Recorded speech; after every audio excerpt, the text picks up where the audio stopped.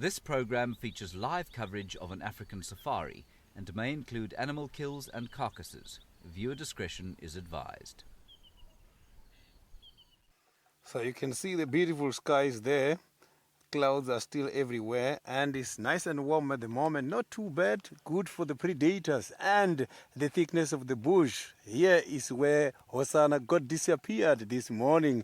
A very good afternoon and welcome to the beginning of the afternoon safari. I am Sydney Fumunani Mikosi and I'm traveling with Marcel, who is my camera operator this afternoon. We are going to try by all means and get hold of Hosana deep in these thick bushes. It's where we left him earlier this morning. And for in case if you need our attention, you can follow us on Twitter, #SafariLive. You can also follow us on YouTube chat stream. Without any waste of time, I want to go back to where I have left him this morning.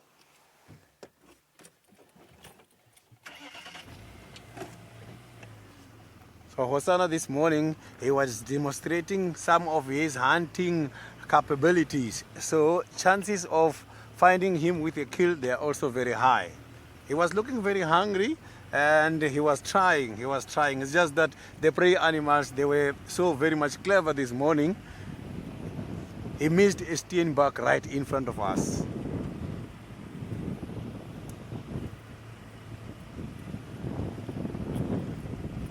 So now let's cross over to the Maasai Mara. David is ready to show you something.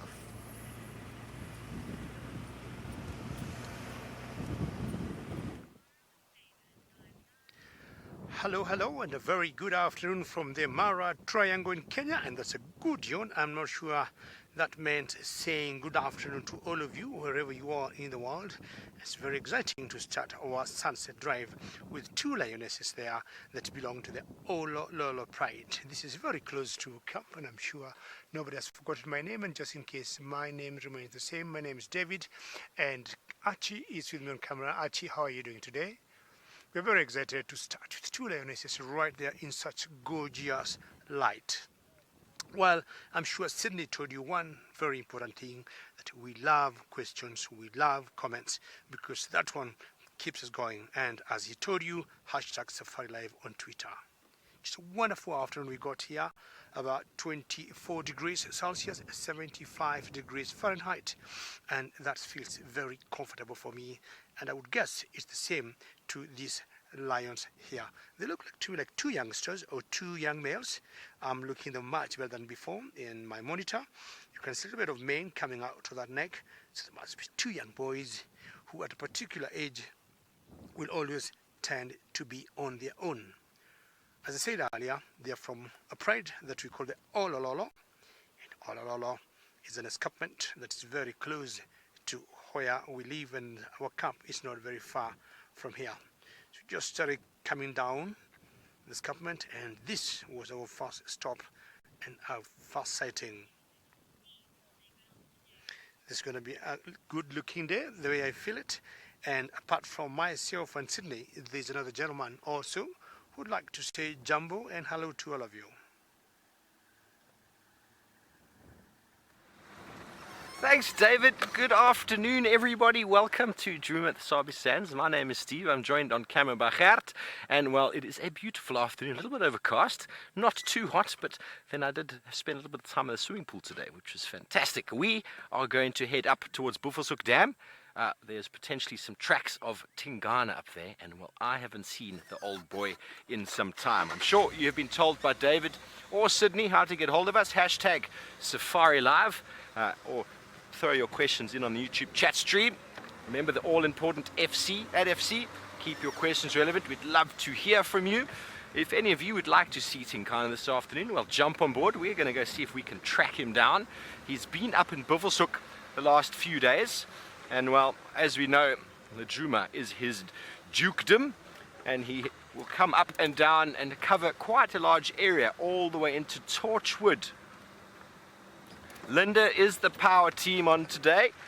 We're all very excited. We've got a SABC live TV show after this drive. So we would like to find some of our special characters to show the people of South Africa who are quite new viewers to the show. Show them live on TV. this afternoon, evening, which I think will be marvelous. And what a better way to start off, David, with a lion. Sydney, if he can find the little chief. We know how popular the little chief is. He's got an agent, and well, whenever TV rolls around, we know him, don't we? He can't get enough of the spotlight. Tingana, well, he is just a star in his own right. He might be a little bit old now, but still a very strong and courageous gentleman who I have not seen in some time, and I'm very excited to feast my eyes on him again. But anyway, David is with an Olololo lioness. Let's go all the way back up to the Maasai Mara and see exactly what his lion is up to. Well, I'm very excited to hear Steve got plans of looking for the Duke of Juma at Tingana, which will be very exciting news. And if you do that, you'll make me a very happy gentleman. Tingana is one leopard that I respect out of his age and size, and above all, the dewlap. And Tingana would not compare to these two young boys here. I would say these ones are just jokers compared to the mighty and strong and very good-looking Tingana. But it will be just a matter of time, you know, before these boys also grow into size. And you can see the wind is picking up, and as the wind picks up, they get not really nervous, but you can see their body language changes.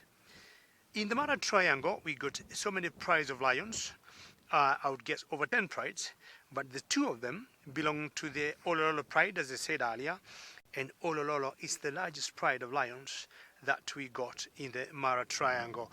And this is just two of the 16 strong lions of this particular pride. One big advantage they got is when they go for a hunt, they would be able to dare even the very big and dangerous prey. I'm talking about buffaloes. 2 weeks ago, they brought 2 buffaloes down in a span of about half an hour and in a radius of only 100 meters apart. That was really special, and you know, it was very cool sighting to see like 6 lions on one buffalo and maybe 10 on another buffalo. These youngsters here, I'm looking at them maybe going to 2 years, and for them to be alone, they're starting slowly showing signs of independence.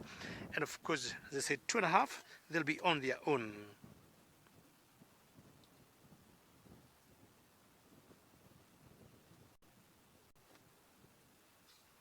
It's pretty windy, but all good. The light is just fantastic. And behind them, that little tree line there, there's a small natural stream, and chances are they could have been earlier in there having a drink.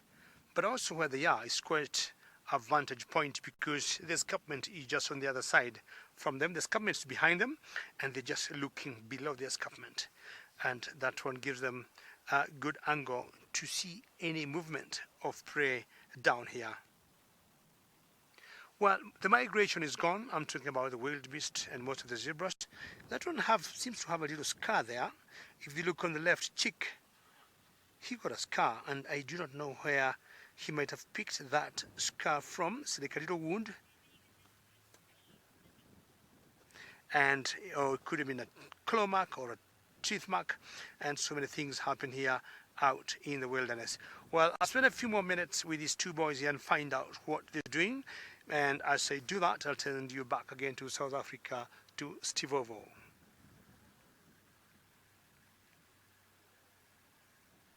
Yes, well, we found a leopard already, and I decided to get out of the vehicle and go and have a look.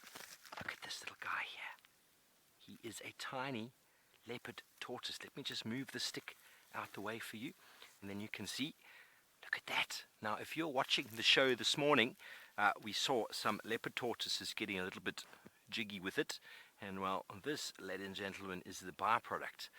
This is still a relatively aged tortoise. They often are, when they come out, babies, they're about this small. He's giving a bit of a head there. So the scoots, each of these is called a scoot, and that's the protective shell, which is growing seasonally with tortoises. And apparently, if you count the ridges, the down and up ridges, those are the seasonal growths of the animal. And basically, if you then divide that by 2, you then get the age. So, for example, here, 1, 2, 3, 4, 5, 6. Could you believe it that this individual is possibly 3 years old? Look at the size of him, though. herbivores. They feed on grass, and wherever they go is their home. So he's very cute. He's not too bothered by us at the moment. I've moved this stick, and he obviously, that is what tortoises do. They just walk into a thicket, plunk themselves down, and the camouflage, as you can see, is incredible. So the difference between this and the Specs tortoises, you can see how sort of bulge it is. It's more of a dome than the Specs, which is quite flat. Ladybirds, you want to know how long they live for? I think they can live up to the 70s, maybe even more than that. Obviously, different species of tortoise can get to different ages. Oh, fella, don't go and get stuck in there now. He's like a four-wheel drive machine, just moving through. I'm thinking in the region of between 70 and 80 years of age, but there might be other species of the world that are able to get older than that. But the one unique characteristic feature of this very camouflaged one is apparently leopard tortoises are the only tortoise that is able to actually swim. I love that fact. But look how he's disappeared, and that is what they do. He needs to hide there from all sorts of predators, and well, if Hosana found this little guy, that shell would probably be small enough and soft enough for him to break. He needs to get much bigger. We saw two very large ones this morning, well, in comparison to that one, and well, maybe they are the parents. Anyway, that was a great spot from Gert. Very good eyes. Grace, did you say feisty little guy? Okay. Yeah, I suppose tortoises are feisty. Feisty little guy indeed. Okay, we're just going to move out the way here. We've got a bit of a Herbie family grouping going on. We're just going to wave. Okay, well. Okay, so we're going to head up towards Buffelshoek Dam to see what we can find, because I mean Tingana is in the area. Well, you never know, we might be able to get in for the TV show this evening. That would be first class. But for now, back to David and his lion. Yes, Buffelshoek, chances are you might see Scuba Steve there. I'm not sure how much water we have in that dam, but be happy to see the hippo there. Now, these two boys about a month ago tried to bring, well, not these two, but part of the youngsters, the young males in the Ololo Pride tried to hunt a hippo. And I thought they were just jokers, because hippos are very big animals and rather dangerous. You can see the tail of one of them there that's just wrapped on the back of the brother. And I would guess these two youngsters are of the same litter. The kind of bonding they have, they definitely must be of the same mother and the same father. You can see the spots there are still showing on that young one there. And he's just have a little nap. And either there's a tick or a fly on his tummy. And you can see how his tummy is going. Yeah, two flies there. Just breathing. But I would say the temperature is pretty good to have a nap. So I'm not surprised. Wondering where the other 14 would be, and maybe the two boys here are starting to feel it's time they excommunicate themselves from the 14 and start their own life. Chances are they might start their own coalition as the two of them.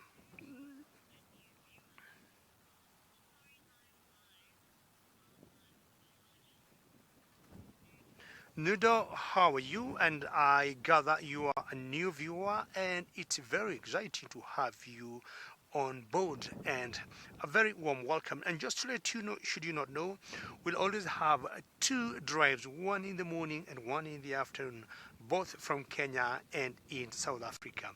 Well, most of us have different origins and different trainings, but the most important, Nudo, we all have background in wildlife studies.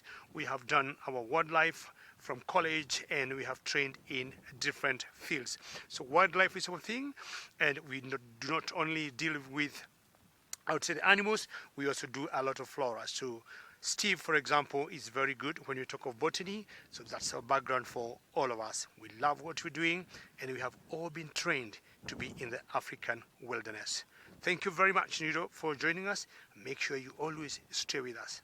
So if you just joined us now, these two youngsters, or these two lions here, belongs to the Ololo Pride, and Ololo Pride is the largest pride in the Mara Triangle. Nudo, and of course all the other viewers, remember, Your questions and your comments give us lots of joy. So keep sending us questions.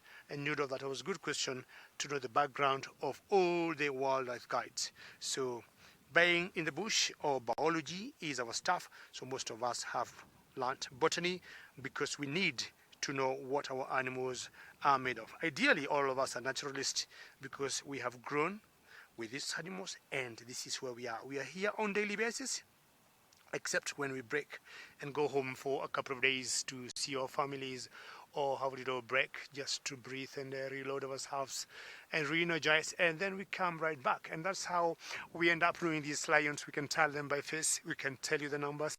If we see 1 or 2 missing, we'll always let you know 3 of them are missing, 5 are missing, because we know all of them. We leave them every other day. So we'll give you one more quick look, Nudo and all the other viewers, of these 2 boys here, because we are going to move on. I want to go look for maybe the rest of the parade and find out where the other 14 are.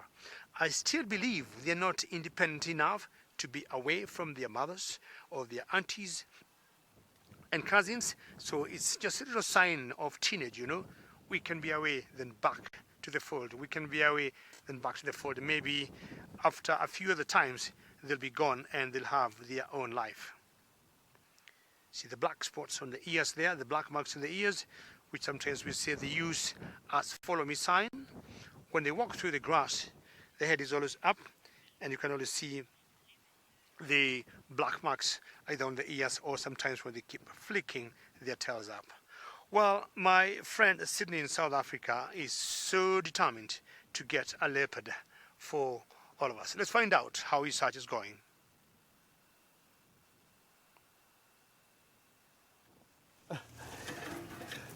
I am right now in the middle of one of the drainage lines where we left Hosana here this morning, and I'm just trying to carry on from previous. He might be somewhere around the same area.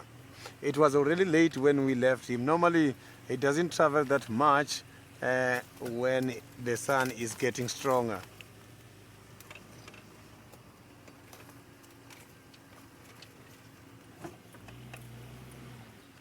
So the squirrels are so very quiet. A lot of animals I am relying on every day, they are very quiet at the moment.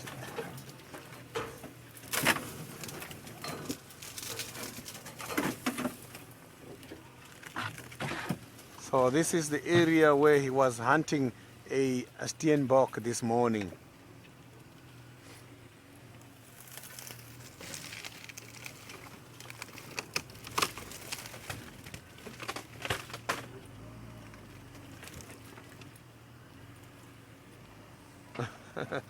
He likes the thick drainage area. The area, you know, here is that area where I saw him playing with the elephant dung some time ago. He likes this place.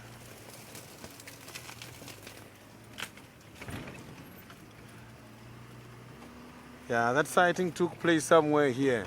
So this is one of his special preferences. So he must be lying down somewhere in this gully here. But I'm not going to give up. I'm going to look for him until we find him.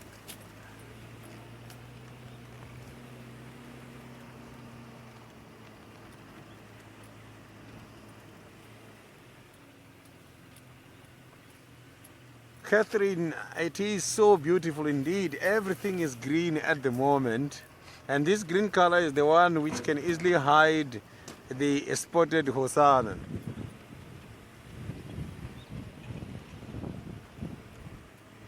So he's disappearing in between these bushes.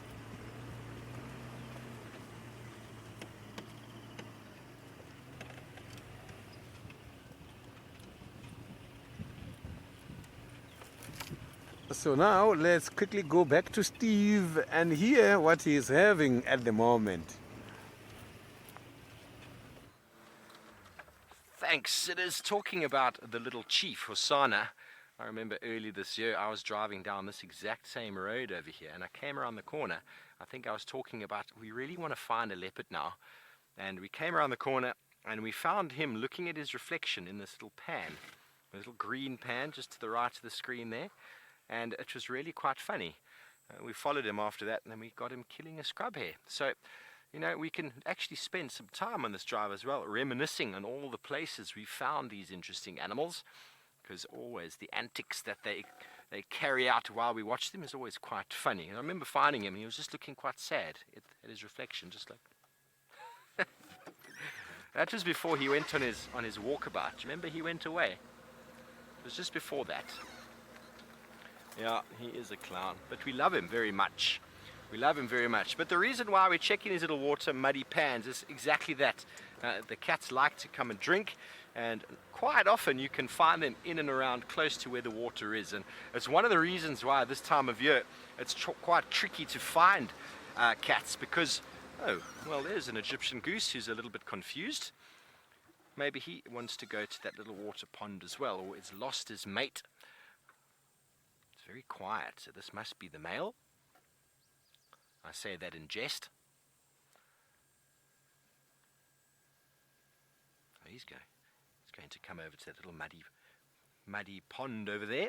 So the animals obviously need to drink every day, but when there's an abundance of water all over the place, they don't have to go very far. And seeing the Egyptian goose this far away from permanent water is very, very interesting.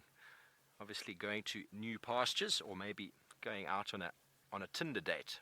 Maybe it was swiping and was told to come and meet by the pan. Maybe it's Hosana playing a trick and trying to ambush this individual goose by luring him in to a pan where... Emma, can you say that again? Emma just made a joke. So it's known by Egyptian goose as Gimba, not Tinder. Very clever, Emma, very clever. So anyway, maybe Hosana's trying to lure this goose out on a promise of a grassy meal, some seeds thrown in there, because, well, we know Egyptian geese are grazers and they quite enjoy a couple of seeds off of the grasses. And, well, it's walking very precariously towards the thickets there. It's not a really good idea, if you ask me. Very interesting, though, that it is out here on its own. Yeah, well, Emma, I'm not going to say that, am I? No. Well, going straight to this little water puddle. Yes, therefore this could very likely be Hosana's Christmas duck, or he could have already had the other one. Because as you all know, ladies and gentlemen who watch the show all the time, Egyptian goose is in fact a duck, which is very strange, because gooses are supposed to honk and ducks are supposed to quack. And, well, if you've ever heard an Egyptian goose make a noise, there's absolutely no honking or no quacking in that at all. It's all very definitely coming to the water. Maybe it knows the water's here. It might feel quite safe there. Who knows? Sorry, Gert, I haven't positioned you very well there. My reversing skills this afternoon are not something to be desired. But anyway, the thing with going out in search of a cat is we are spending time out in the wilderness. There are tracks, there are birds. We had a very brief visual of quite a large flock of red-billed quailias, which I wanted to show you quickly because it's the first ones of the season. Oopsie, that is not what I want to show you. First ones of the season, and they are, according to Sir David Attenborough, accumulate in the largest flocks of bird known to man. And there is the breeding plumage of the male. Let's just try to get the angle of the light. How's that? It's very beautiful. And they accumulate in hundreds of thousands of birds. Obviously the small flock we saw just now was only about 50 maybe, but they accumulate enormous flocks, and they're migratory throughout the country. They don't really go in much further north. They're not a proper migrant, just sort of like an altitudinal migrant, if for want of a better word right now. And they feed on seeds, and they are waiting for the rainfall, and they will accumulate in very large colonies, generally in very sort of stunted knobthorn vegetation, where they'll have their nests, and hundreds of thousands of birds will nest there. Huge amounts of seed are ingested by them daily as they go into the feeding grounds, and they are the food of storks, marabou storks, lesser spotted eagles. They feed thousands and thousands of predators that come and feed just on them. And you just walk around the base. Oh, here comes a very interesting looking nyala. You just have to stop for 5 minutes out here, and the animals will, the geese and the nyalas will just pop out. Here comes a boy about to cross the road in this very characteristic nyala fashion. Beautiful young man. He's on his own. I don't know. Well, in saying that, you spend 5 minutes with a nyala and suddenly you see 6 and 7 come out of the thickets. And that is exactly the strategy they have to move in and disappear, blending in with the environment. But the quilias feed on enormous amounts of seed, and around the base of the trees is huge amounts of obviously droppings, seed dispersal as well, and those trees get boosted with a huge amount of nitrogen, big nutrient recycling, big seed dispersal, and well, they are well known on the African continent as a pest to farmers. But essentially the quelea was here first, and so we need to live with them. But unfortunately they are destructive to people who grow seed-bearing crops. But anyway, enough about that. We're going to move on to see if we can find you some other animals along the way. But as we do move along, all sorts of things pop up. And well, we're not just going to find Tingana, we're going to find you whatever comes along. So send through your tweets, we'd love to hear from you. But in the meantime, David Gitu, I think, is still with his lion in the Mara, and I don't think it's raining today. Very good to see a nyala, and even better to see elephants with calves. Look at that small little family of elephants there. And what I'm feeling a bit of spirits coming to me, and I'm not sure we are going to get a storm any time now. And if I look 12 o'clock from where I am, look at that storm. It was scary there, and that's very, very dark. Well, so far so good, and I'm getting some wonderful showers as I am, but hopefully I got a feeling that these rains will just come and pass. But as it is now, it's just starting to fall, and what I may want to do now is to maybe to bring the covers down. We've got a very expensive equipment in the car, and you can see the rain. If you move to the right, Archie, you can see that huge wall of rain in the background there. That is about a kilometer away from where we are.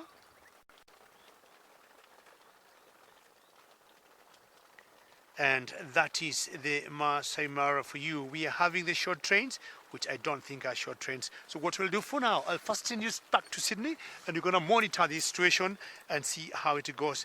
Then I'm sure at one point you'll be back with me. Sydney, let us know. What's your update?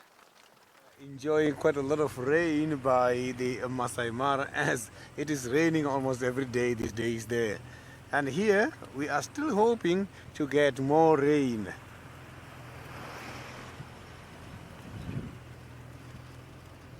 So apologies for that. I am right on the main road, which is drivable by anybody.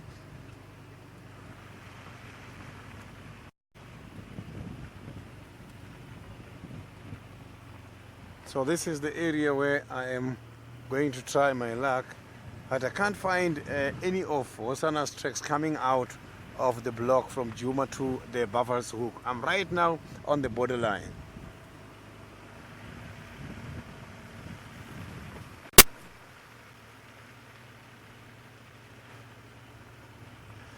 Giraffe girl, the biggest challenge when looking for Hosana, specifically the area where I am now, is the drainage lines, the dry riverbeds. These old dry riverbeds, some of the areas are not easily accessible, even by the 4x4s.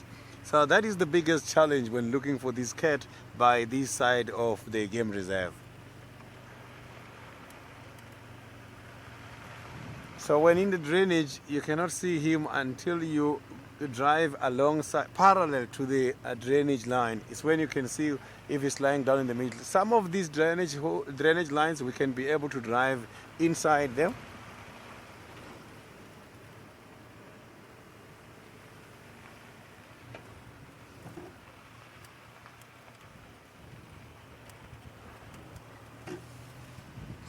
So I am very sure now that he is still much more this side. I didn't see any of his tracks coming out towards the Buffalo's Hook.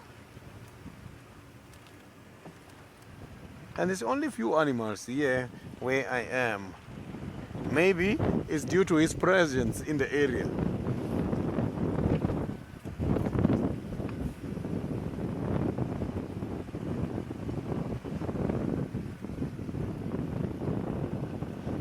So now let's quickly go back to Steve, who's got a bed.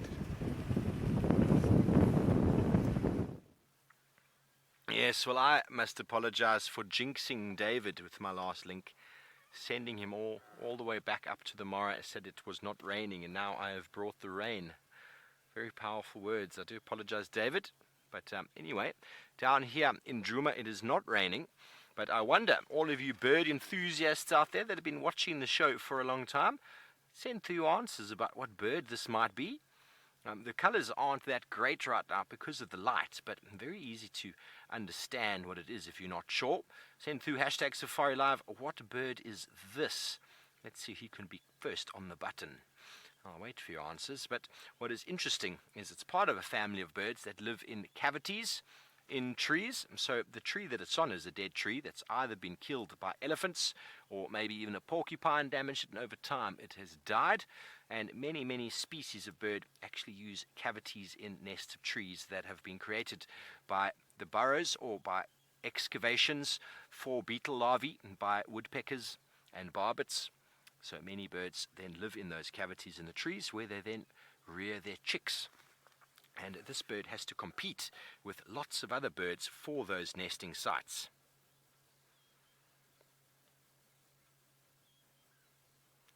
Very nice to see. One of the prettiest of the birds we have out here. Once again, a pretty bird with not a very nice voice. Hopefully it will turn for us and show us its face. Picky and Andrew, you've got it 100% right. I wonder if anyone else is going to get it right, and then we'll give the answer. Don't want to give the answer away too quickly, but it is an insect-eating bird. Catches most of it either on the wing or... Ooh, Keyhart is not a woodpecker, but it is a family of birds that have just landed just below it there. A family of white-crested helmet shrikes have landed on the tree. They're doing a bit of beak cleaning. Keyhart is not a woodpecker. It is a bird that catches insects either by flapping onto the ground on them or in aerial pursuit, but it doesn't create the holes itself. Woodpeckers are known for making the holes. They create the cavities which a bird like this, who's very hot, you can see his beak is open, is cooling down. Chris, it is not a European roller. You are on the correct family there. The European roller is very blue in color. This bird has got a very distinctive eyebrow stripe. Do you see that? Very distinctive white stripe on the eye. You can see the long beak with a little tip at the end is very characteristic of the roller family. And while you see the tail has got it kind of just ends abruptly. So it is not the common lilac-breasted roller, which has got sort of lilac on the breast and all sorts of other colors. It is the family favorite, one of my favorite birds indeed, who's being, well, enjoying a little bit of time with some fellow friends. That is the purple roller, the biggest of the roller species. And, well, it makes a very funny noise. Would you like to hear it?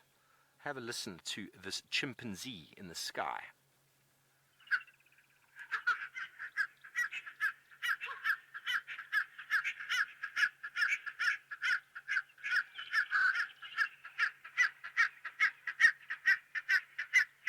How crazy is that?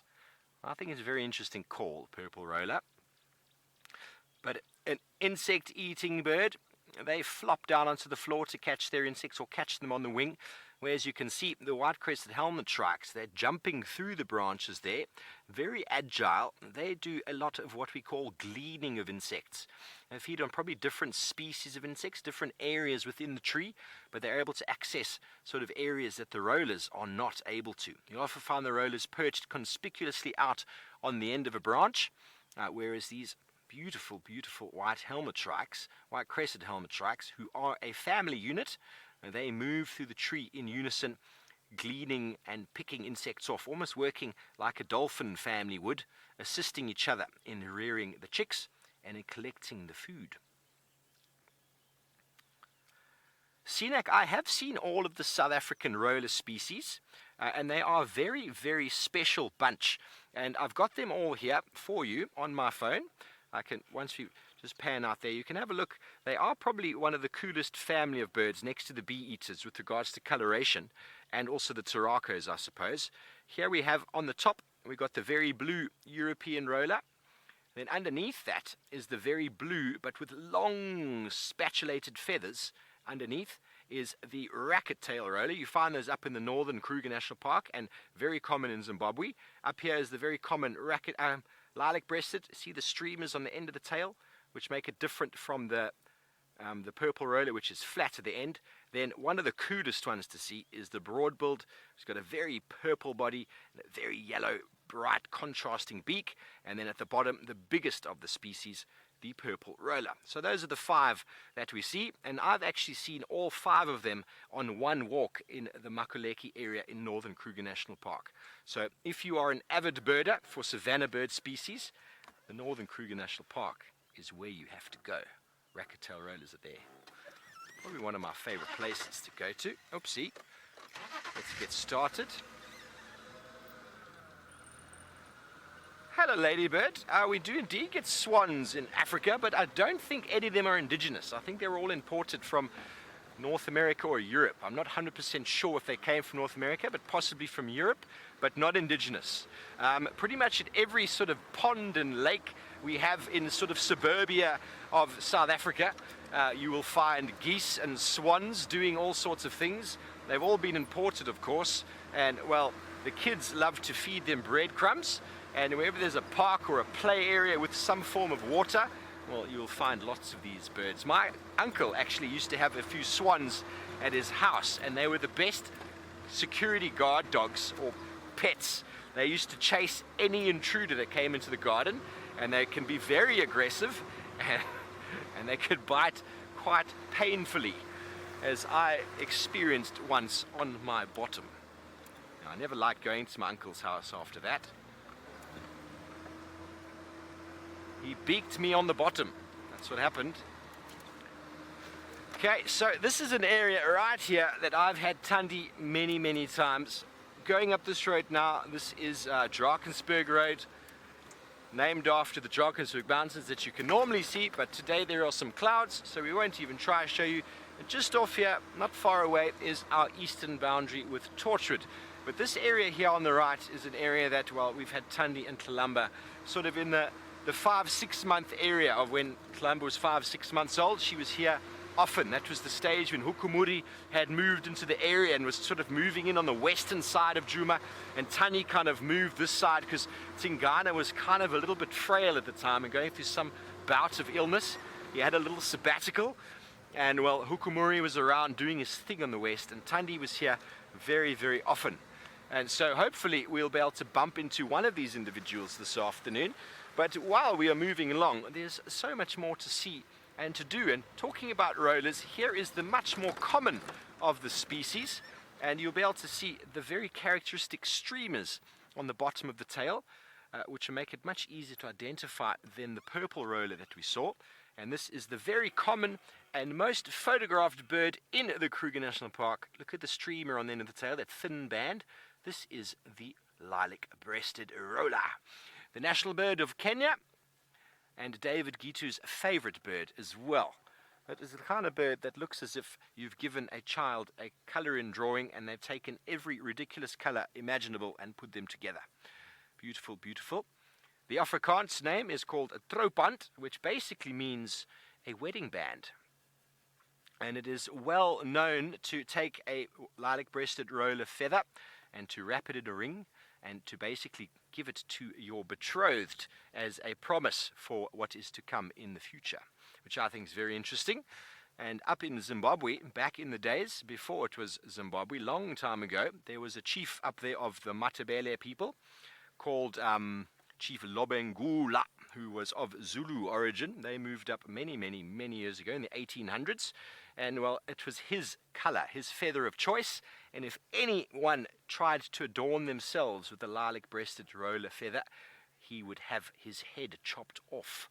So from a very nice matrimonial ceremony in the Afrikaans culture to beheadings. It sounds a little bit like Henry VIII right here. But anyway, enough of my babbling.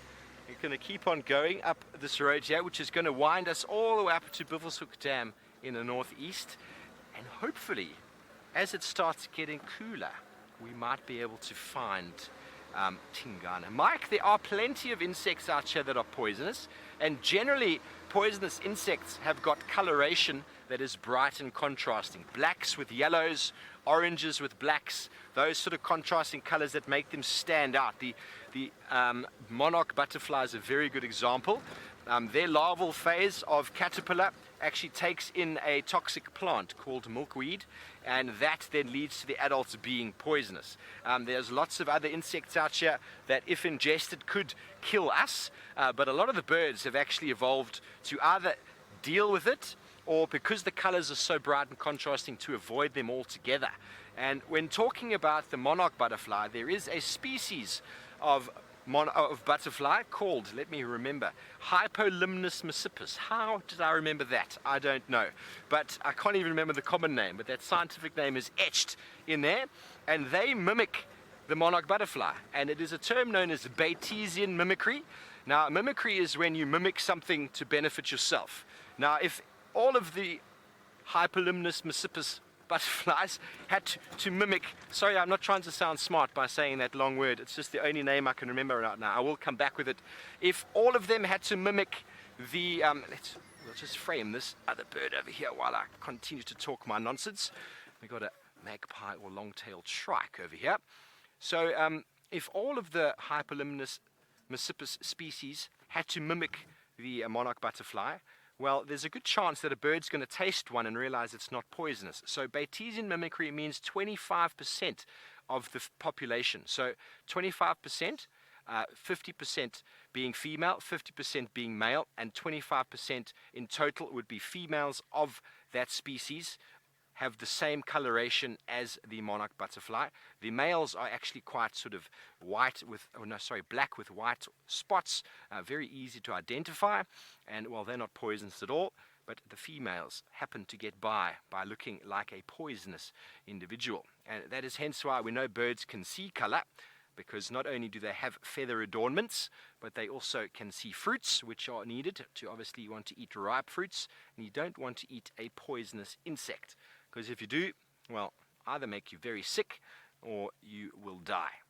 And well, as you know, most animals through survival of the fittest have learned that dying is not the way forward if you want to, keep on living. But anyway, we've got wonderful birds this afternoon. I'm talking a lot of nonsense, but that's okay. We're going to go to David, who is sheltered from the rain and hopefully also from the storm.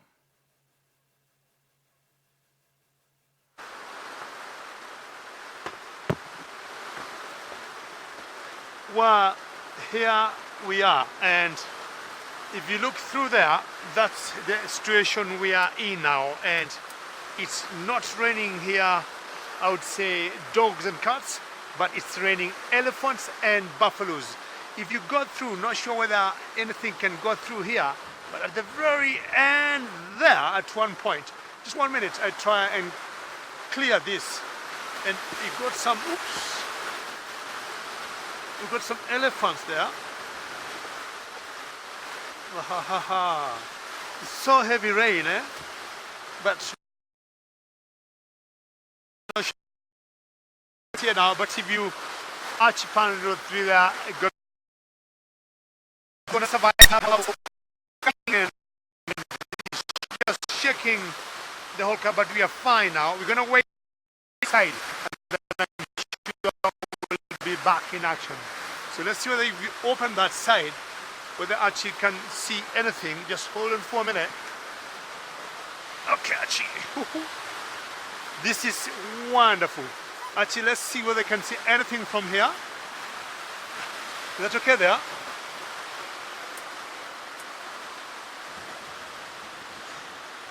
I had my earpiece off, and that's the situation we are in now, in the Mara Triangle. It's heavy rains, and they're apparently meant to be the short rains, but to me they feel, they look and they sound even bigger than the long rains we had in June, July, August. But again, this is Africa, this is the kind of weather we go through.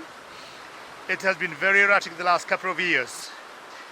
Not very far from where we are, we had those two lions of the old pride, and I think another 100 meters from here we got the family of elephants we saw before. But at the moment we're going to remain in this kind of situation until the rains subside. And how beautiful is this? I'm just enjoying it, thundering the canvas. I'm sure you can see it, and the intensity is getting bigger and bigger, which to me is big fun. Elephants will not be affected by this rain because they'll still keep grazing and doing what they need to do. Well, we think we may have to get you across to Sydney.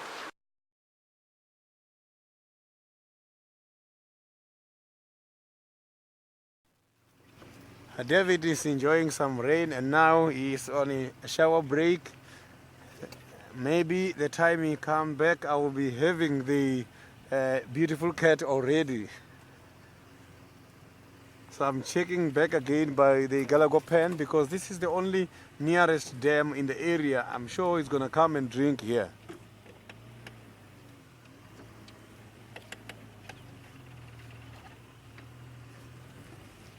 So the squirrel were just complaining now, but I saw that this squirrel were complaining about the presence of one of the raptors in the area. So they were against one of the raptors.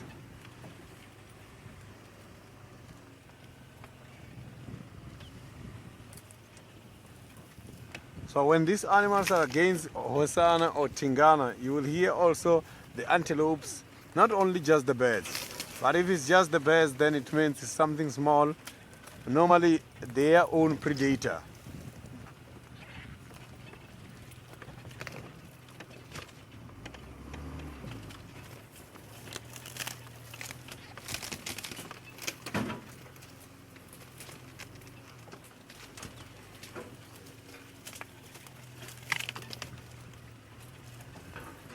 Daily, I have never seen the meerkat in Juma. I'm not too sure if it's one of those animals who are occurring here, because there is different kind of small animals that we see. Some we don't see very often.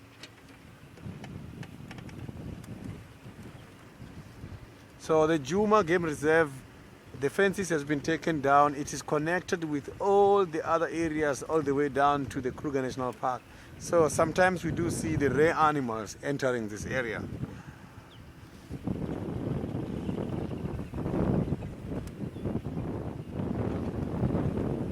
So the meerkats are very much rare. It's something which is very, very difficult to find. You're going to have to be very lucky to see the meerkats. So I have never operated. So the meerkats, they do have predators, but mostly you will see them as a mob, and they do protect each other. Normally when it comes to the animals such as snakes, you will see they can easily mobilize and charge that snake. They do kill snakes.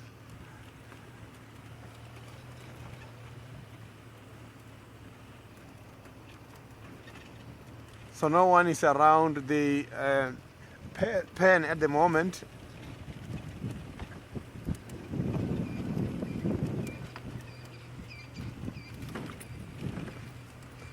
Nina, they are like the dwarf mongoose, and they've got a similar kind of the behavior, because you see they normally stand upright standing and binocular vision and check, and they do make quite a lot of noise if they are not happy or when they see a predator. Such as leopards, they do make noise.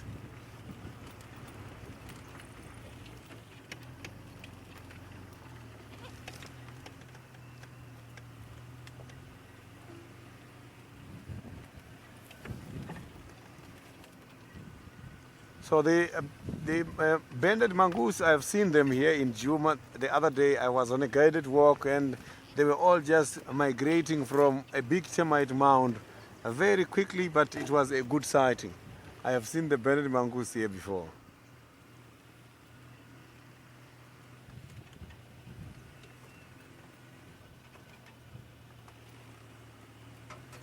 So these are the suitable areas for these animals to hide when it's too hot.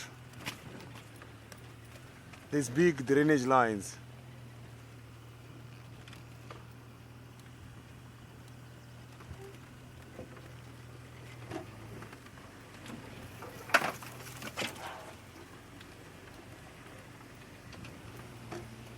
So here sometimes the lions, they also come as well. They like this drainage.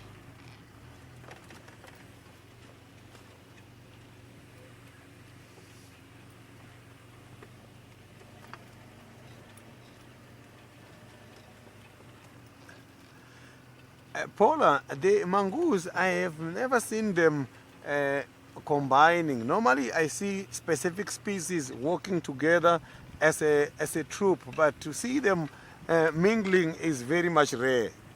But the possibilities of inbreeding, if they mingle, they are very much high. Animals, they do interbreed if they staying together, whereas they are different species.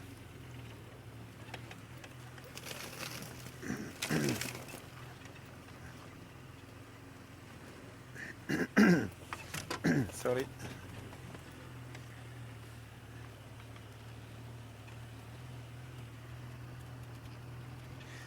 Mike, the Maasai Mara is over 1,000 kilometers away from where we are. So the weather on the other side there is different from where we are at the moment. But if you check also here, the clouds is overcast. The possibilities of us to have rain as well tonight, they are also very much high. We might compete for the rain this evening.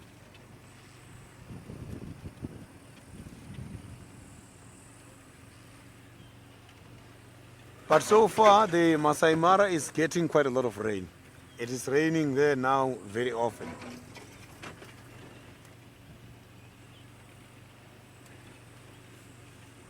So now let's quickly go back to Steve.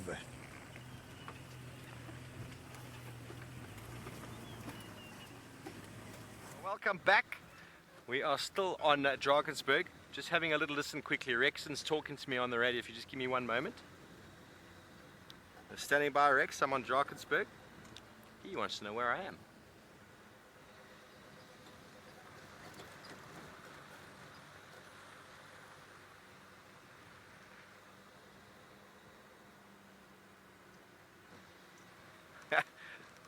Now someone else is getting very confused, think we're talking to them.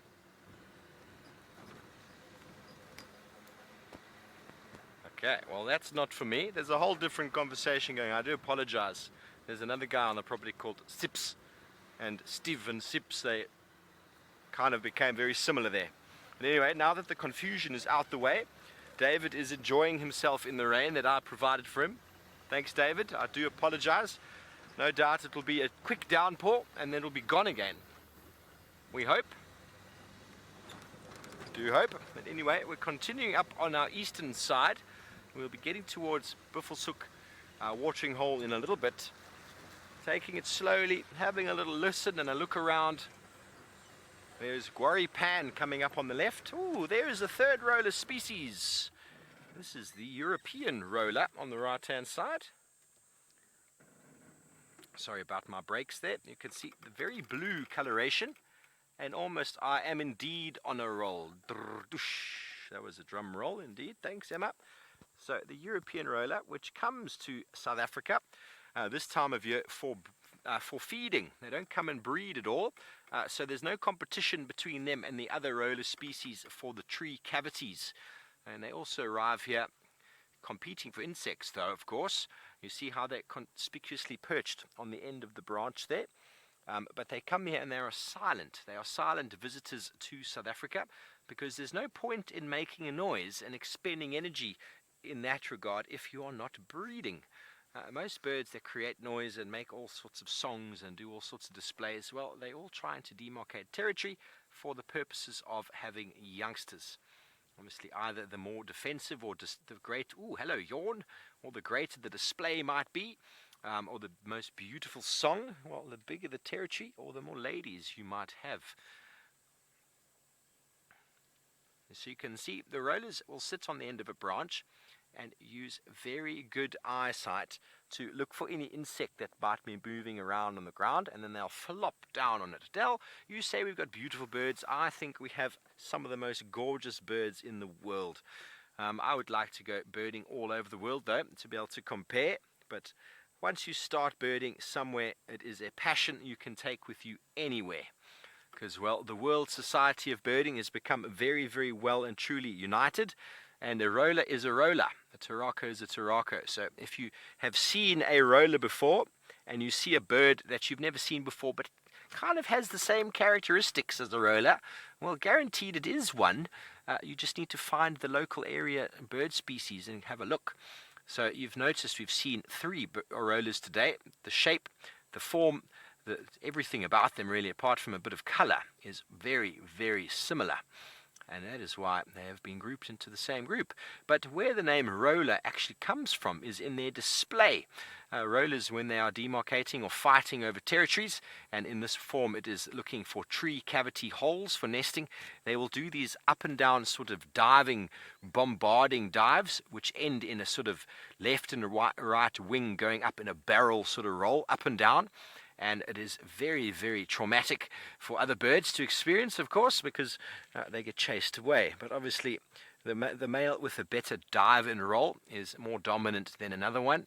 And, well, ladies are looking for all sorts of things like that, aren't they? Just look how he uses his wings. What a marvelous fellow. In the birding kingdom, most of the time, it is the ladies who choose. Most of the time. Beautiful. That is 3 rollers today. If I manage to get you a broad-billed roller, well, I'll do a backward somersault on the spot. How's that? I will. I will try. I will try. Ah, giraffe girl. Now, when you talk about the top of the list, that means of birds that I still want to see. Okay, that is it. I'm on 619 South African birds now, and there is a bird, there are 2 birds. One that comes to mind immediately, a lot of people who know me know it. African pitta is a bird that I have not managed to see yet. An old student of mine is in Zimbabwe. I'm going to find it for you. And he sees it regularly and posts pictures and teases me. Not very nice, is he? Luke, wherever you're out there, I'm talking about you. Let me find this pitta for you. African pitta. Okay, let me show it to you. It's a beautiful bird. It really is a beautiful bird. There it is there. How's that? Beautiful coloration. And it's a forest specialist. There are lots of records of them in South Africa, but there's no sort of set area where you will find them. But in Zimbabwe, much more common to see. They've got this very characteristic way of sort of standing with their back to you and then doing this interesting sort of jump up and flap. When I was doing some training in Malawi years ago, my last day, the students that I was training actually surprised me. They wanted to do a surprise lunch, and they didn't know how to get me there. And so they set up the surprise lunch around the corner, and then they came running and said, quick, quick, we've got an African pitta. I came running, and I ran headlong into all of the students there to say farewell and have a nice lunch. It was very sweet. But I was very disappointed I didn't see the pitta. I was. Before I start though, let's have a listen to this call, because it is quite unique.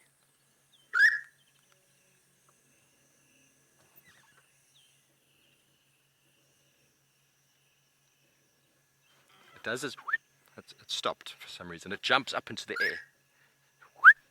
Have you seen one, Gert? Gert hasn't seen one. Okay, well, it's not the coolest call in the world. Obviously, I want to see one. I don't need to hear one. But common in Zimbabwe. There are records of them all over the eastern side of South Africa, but not for me yet. We'll get one. We'll get one. The bird list continues. Del, we do get lots of finches. Fire finches, there are at least 2 species that we should get in this area, the Jameson and the red-billed firefinch. In the forest areas you'll get the African firefinch, possibly get it here sometimes in sort of more thicker areas. Then sort of up in the more dry areas of the Kalahari you get the scaly feathered finch. There's a very cool bird called a cutthroat finch. I've never found one here. I found them up in the north of Kruger. It's a little whitish bird with a red line across the neck. And the name is quite easy to understand. Cutthroat, it looks like it's been severed, the neck. Very cool. Here we are at Gwari Pan. So there's a lot of finches. I can't tell you all of them off the top of my head now. Lots of waxbills and finches. Here is the next puddle and pan, where many times Tandi and Tlalamba have been seen. So we're just going to be checking all these areas for tracks. Maybe if we spend enough time here, we'll get a couple finches coming down. Let me see if I can quickly find a page of finches. Here, I'll show you the cutthroat finch really quickly. Before you run off to David, let's quickly have a look at the cutthroat finch. And then you're going to leave with that red line across his throat. He's bleeding out, but don't worry, he's going to survive. Let's hope David survives the rain.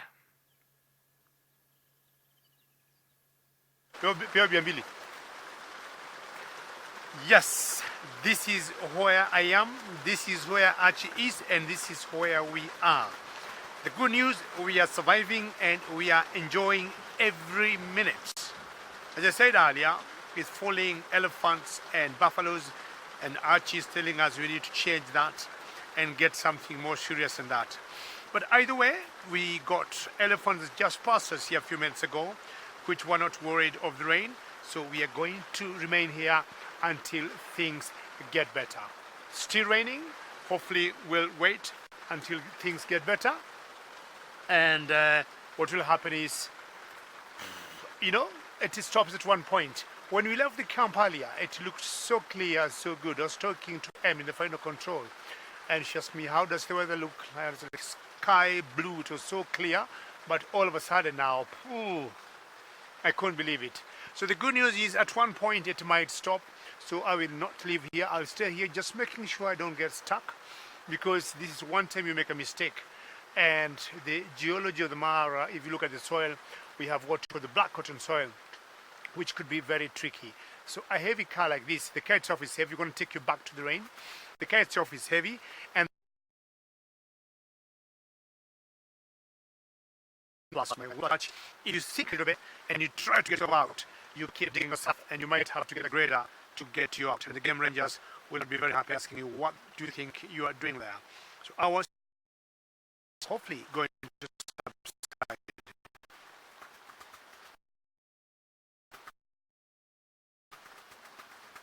Sean, temperature that could be too cold for lions, I'm looking at anything below 10.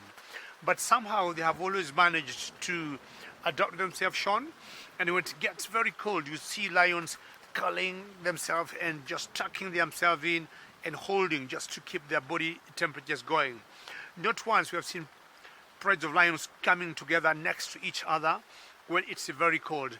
But somehow in Africa, we have never seen lions are shown suffering because of cold temperatures.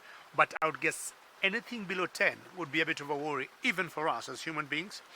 As much as we shall always know what to do to wear 1 or 2 layers, anything below 10 degrees Celsius could be a bit of a concern for lions. Well, you can see the amount of water that's raining there. So what we've done, we brought the flaps down, brought our windshield up, and just staying here resting and talking stories of the rain with Archie.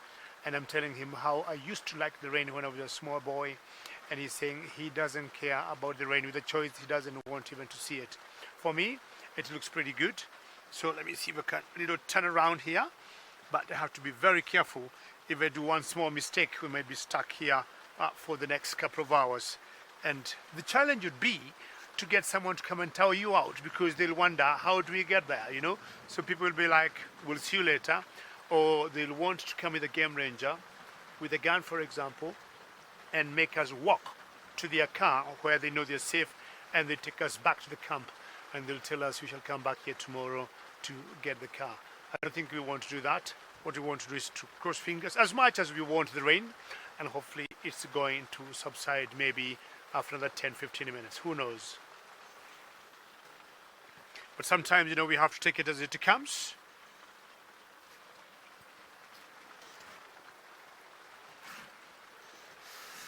All right, feeling a little bit chilly, but that's fine.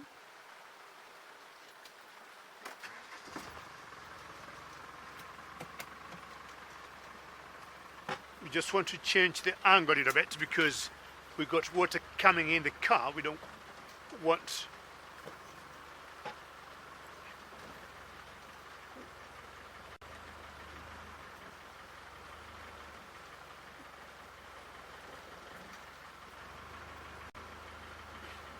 Giraffe Girl. I'm not sure whether your question was what's the best weather I've been in. Was that a question from Giraffe Girl? That good, Archie?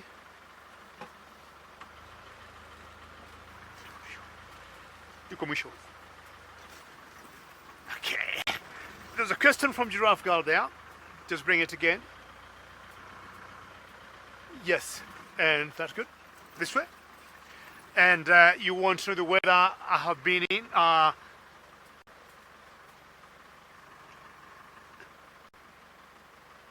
Keep going, keep going. Okay, Giraffe Girl, sorry, this is an angle Archie wanted. Archie is always very particular on the angles he likes in terms of shooting. Well, there's so many weathers who have been here, and I think the worst weather I've been in was in the middle of this year. We had massive rains, and it was raining so very heavily, and it was not good because we only had to stay on the big roads. You see, like the car you see passing there, definitely there's some guests in, and you can see they're running back to the camp because they know being out here, it will not help them. They cannot see any animals, and you cannot leave the big road to try and venture away from the road. You see, everybody's just now going back home, and nobody won't take any chances. But again, as I say, Giraffe Girl, me and Archie are not going anywhere. So May, June, July, I don't know if you can hear any thunderstorms there. So those thunderstorms, Giraffe Girl, are the ones that sometimes give us a bit of a concern or worry because we may have to power down. With such an expensive equipment that we usually have in the car, we fear lightning could be sometimes a big concern. Rain doesn't worry us so much, but the lightning and the thunderstorms are always a bit of a concern. Well, Giraffe Girl, many thanks for your question, and always very happy to hear you. But Giraffe Girl and the other viewers, why don't we entertain you more with a cut with Steve Oval?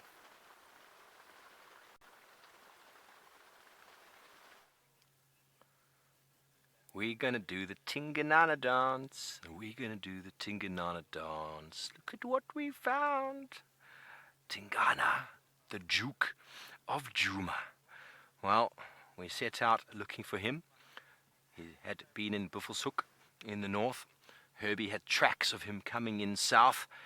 We picked Drakensberg Road, and well, we have been fortunate.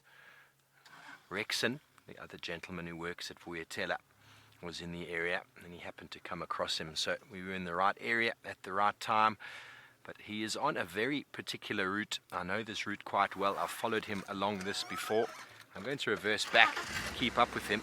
Exactly where I spoke about Tundi 5 minutes ago or so when I started rambling.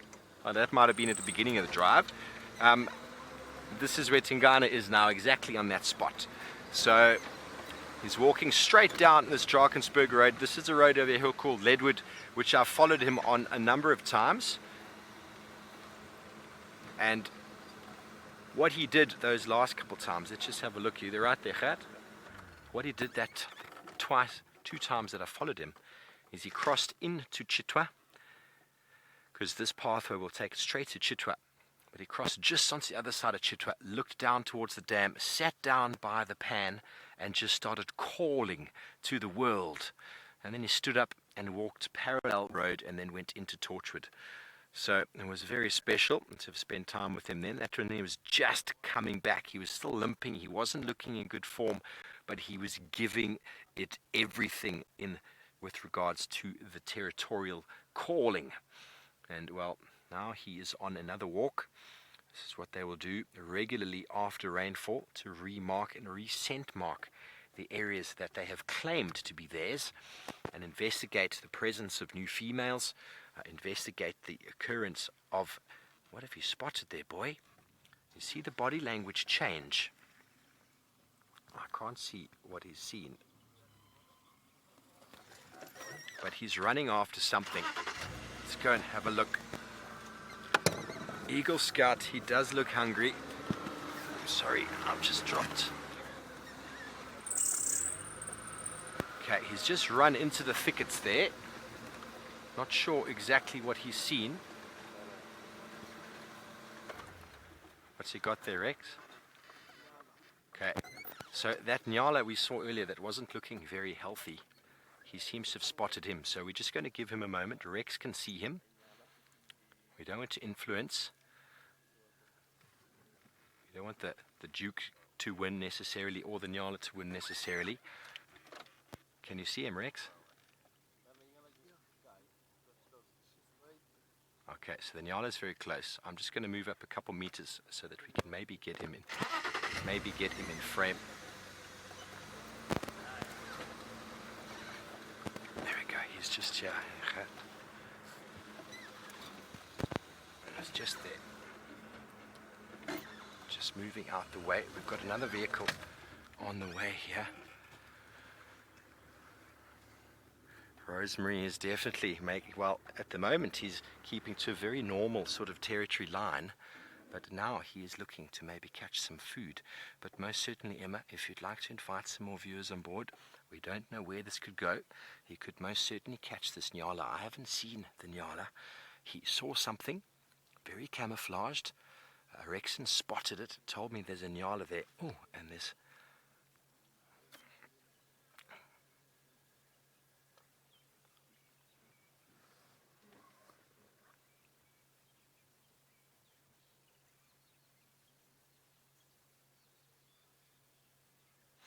Good afternoon, ladies and gentlemen. Welcome to Juma Private Game Reserve in the Sabi Sands, South Africa. We've just framed up a hyena for you.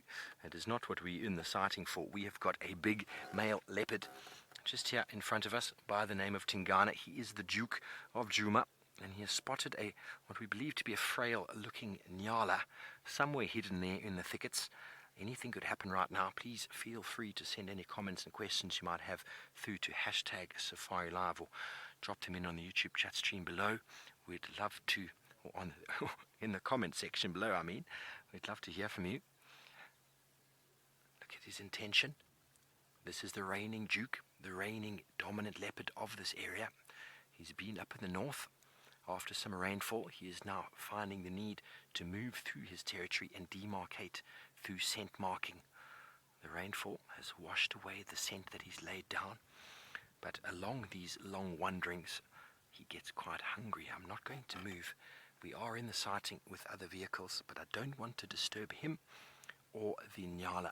Each individual needs to have their fair chance, and, well, leopards, as we think, are very successful, but the camouflage, stealth, and alertness of the antelope animals is very, very good, and well, they often avoid being caught when they're on their own. Sometimes it's quite tricky. Romit, you want to know how far away it is? I can't quite see it at the moment. There's a vehicle behind us that had in fact seen it. We're just having a look through the thickets now. I'm going to look with my binoculars because I'm in a slightly different position to Gert on the back. He's going to go for it soon. We might as well quickly just introduce ourselves. Hello, my name is Steve, joined by Gert on camera, and well, the man of the hour is right here ahead of us. Joan, is he a loner? Leopards are loners, actually. You don't find leopards with other leopards generally.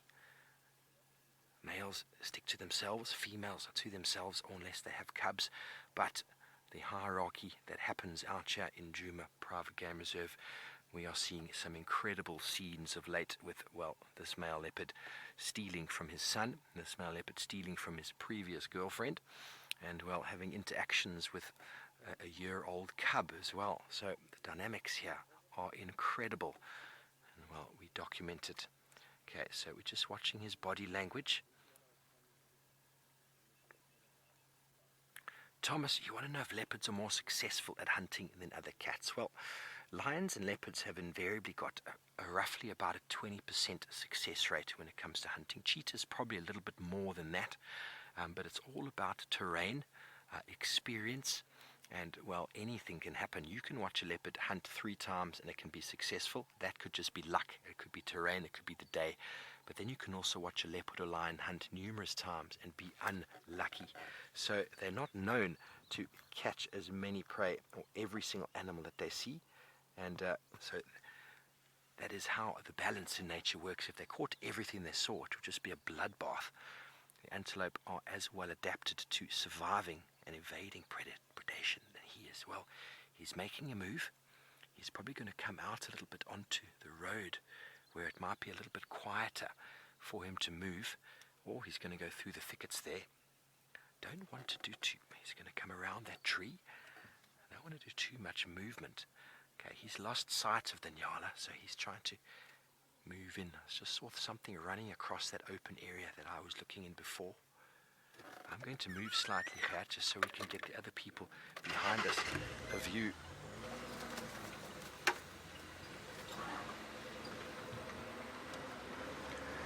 Mina, anything can happen. Anything can happen. An injured leopard could catch anything, really. It is all about the time of day. It's all about the experience of that animal, and also about the vigilance of the individuals that are hunting or that are being hunted. If a leopard comes across an injured animal, it can catch it quite easily. But leopards are very, very able to catch things, and well, even when injured, are still very, very adept at what they do.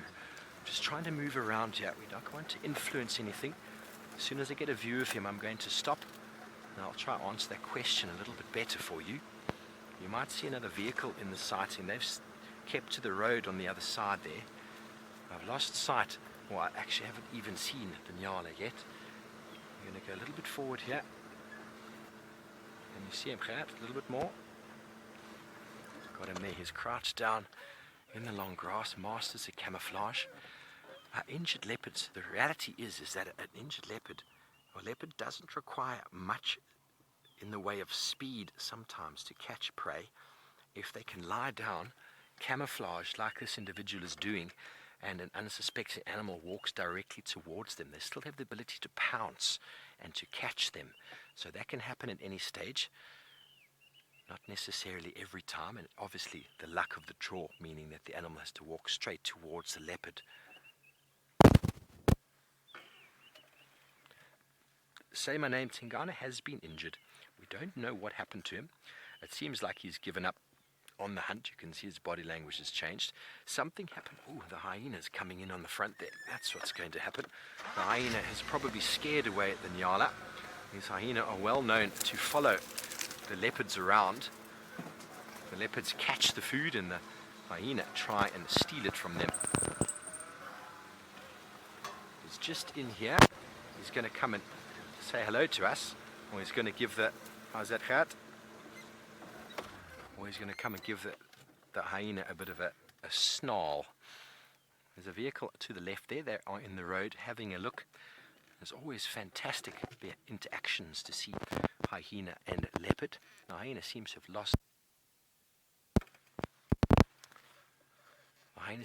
lost sight of where Tingana is, but could definitely smell that he's here. So he's watching the movements of the hyena. He'll quite often just growl and lay flat if a hyena comes close. A big male leopard like Tingana has got a reputation, and hyenas quite often just stay clear. Sure, it is all about camouflage out here, and this is the leopard's paradise. This is exactly where they belong. You'll see he's going to walk just around in front of us here. And, well, we're going to be hard-pressed trying to keep up with him if he keeps walking on this route.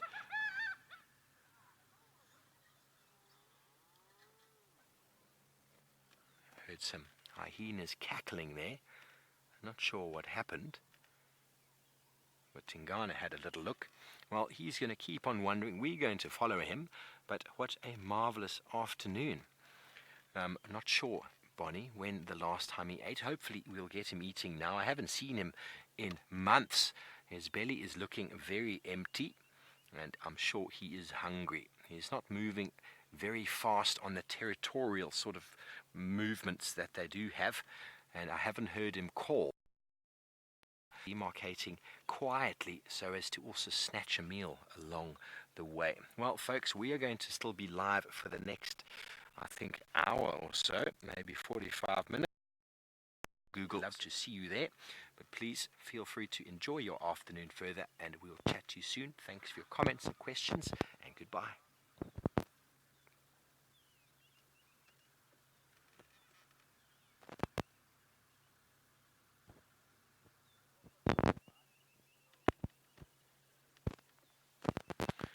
Welcome back, everybody. Sorry about any noise complaints from my lapel mic there. I think we are back on track now. We're going to have to see if we can keep up with the Duke moving through the thickets here. The hyena is coming towards me on the right here. He's trying to follow Tingana because, oh, there's two hyena. They are very keen to snatch whatever he might catch because, well, leopards out here are far more efficient in the way of hunting than we reckon the hyena are. There's another one right here, Gat, is coming right up to me. Listen, I don't smell like a leopard, do I? No, I don't. You smell foul. I just got a whiff of her. She's got the scent of him now. She's going to try to find him. We followed two hyena this morning, and we realized that we followed them for a long way, and they actually went away from Hosana.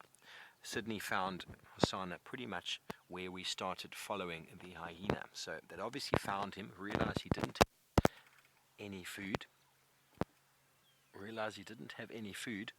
Sorry about my head there. I'm having some difficulties with my microphone. And realized he didn't have any food, and then, well, decided to just go off in the other direction. These two, though, are trying to ascertain whether the Duke, who they've picked up on his smell, whether he has got some food for them to snatch.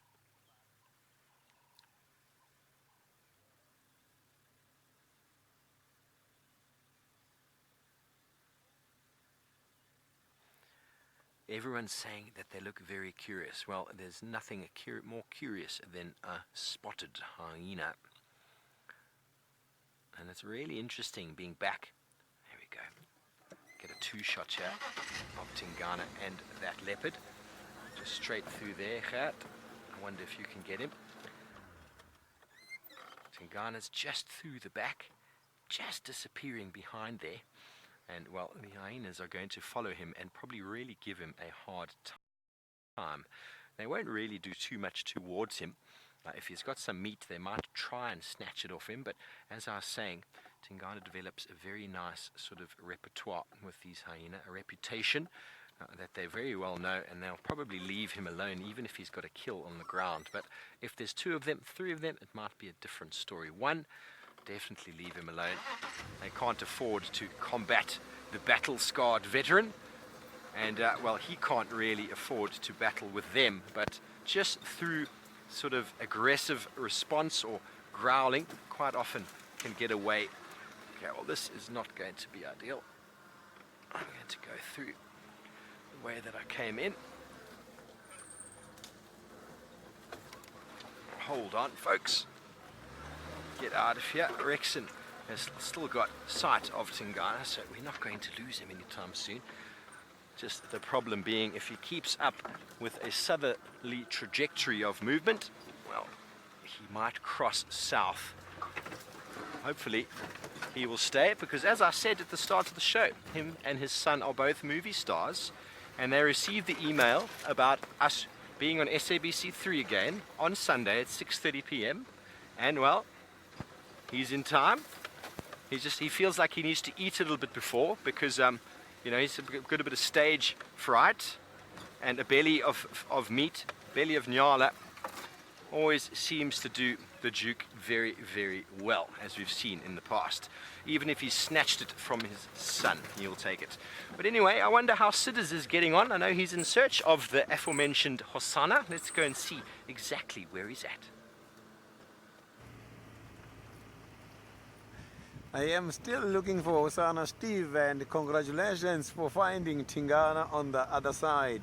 I am sure Hosana is also gonna come out somewhere in one of these areas. So I can feel that now the temperatures are going down, and this maybe might start encouraging the cats such as Hosana to come out now and start looking for dinner.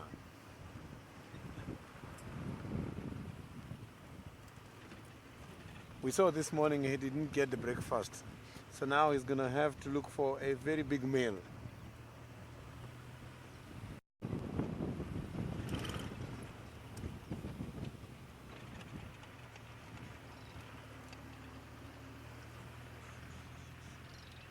So this is the area where we have left him. I'm back again in that area just to check if there is any other developments. But it looks like it is quite still.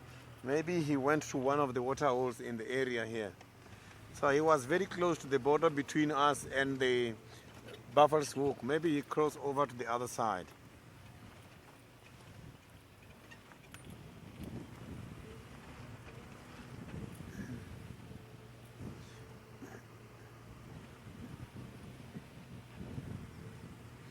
Yeah, they are very far apart at the moment, as the dad is much more towards the eastern side and he is much more towards the western side.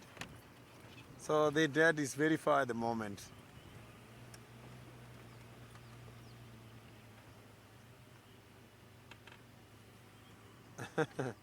DJ Hosana is so sneaky indeed, but I will find him. He's somewhere here. He is somewhere here. He must be lying down somewhere in these thick bushes.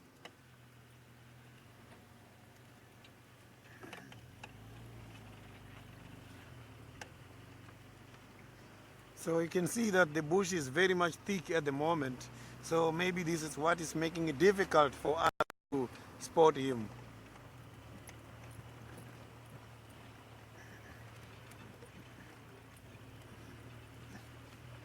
So earlier on we saw the impalas here, but now the impalas are gone. Everything is gone. It's so very much quiet.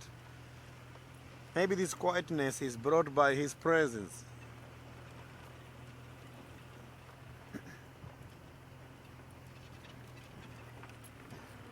Not even the squirrel to give us a phone call about where he is. It's just very quiet.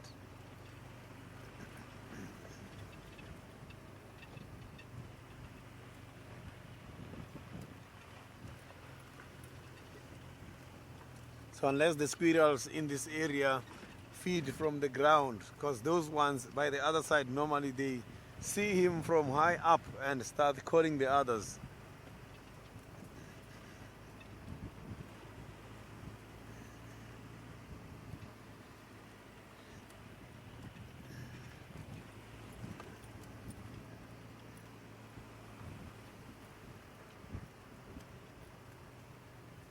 Yeah, that is why I am trying by all means to find him, so that at least I can have him for tonight.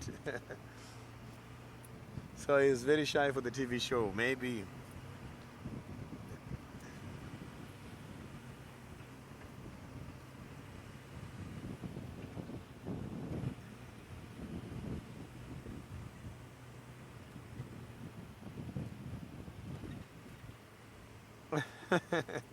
Now, unfortunately, the animals, they don't really have a Sunday afternoon.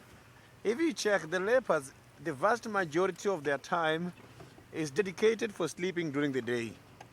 So it's normal for them to just relax and spend all day just lying down.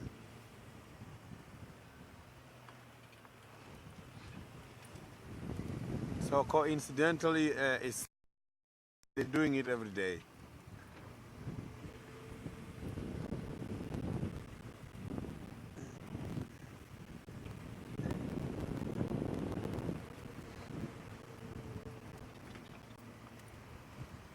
Maybe he's somewhere this side.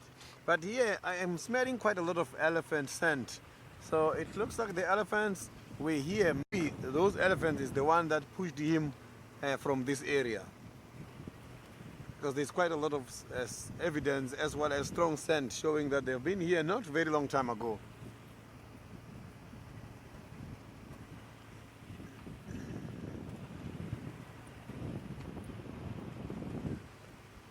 So now let's go back to the Duke of Juma.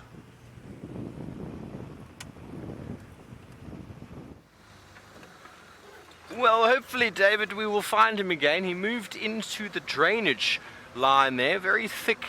We try to get out. Rexon tried to stay with him. All Rexon can see at the moment is one of those hyena. So Rexon's on the other side of this drainage line. I've come to this side of it. If he moves through here, we'll hopefully catch him. I've had him walking through this exact path here, and I found him again just over here on the road, which was very fortunate. I think I was with Senzo then. He disappeared into this very difficult block to access, and well, then out of nowhere he suddenly was over here. So that was very nice. So hopefully he's going to do the same thing, or if not. Okay, so Rexon has heard me and told me come in north here. Copy, thanks Rex. Okay, so Rexon's calling me in directly here. He's just on the other side. It's very likely we might see the Duke just pop out somewhere here. He's probably going to either lie down because he's going to be annoyed with the hyena because they will follow him until he catches something, or he will run away from them. I doubt he will run. I don't think it's in the Duke's sort of nature. He's just going to walk with that sort of regal Tingana sort of stride. Some nyala here. There I can see a vehicle. Let's see where we can spot him. If he's here, we might be able to get a view. Rexon is just over there with hyena. Some nyala just in the thicket. This is when your eyes need to really sort of open to be able to view. It's when the spots of the cats make them invisible.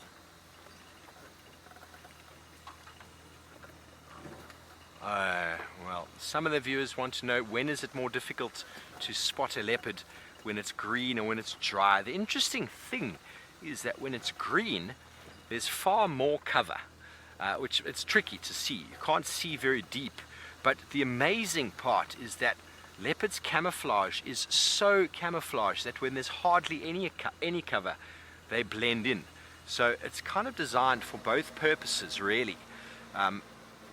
Of blending in when there's thick stuff and also blending in when there's almost nothing. Well, let's just have a little listen. Move 2 meters forward, and then you can at least frame up this little family of nyala here that are seemingly completely unaware that there is a male leopard somewhere in this area. The hyena will probably keep Rexon moving towards Tingana. Luckily we've got him in the scene, so we can at least assist each other in the movement. But you can see how dense the vegetation is. The nyala blend right in. Takes everything in the leopard's ability to be able to stalk these animals out here because of the thickets.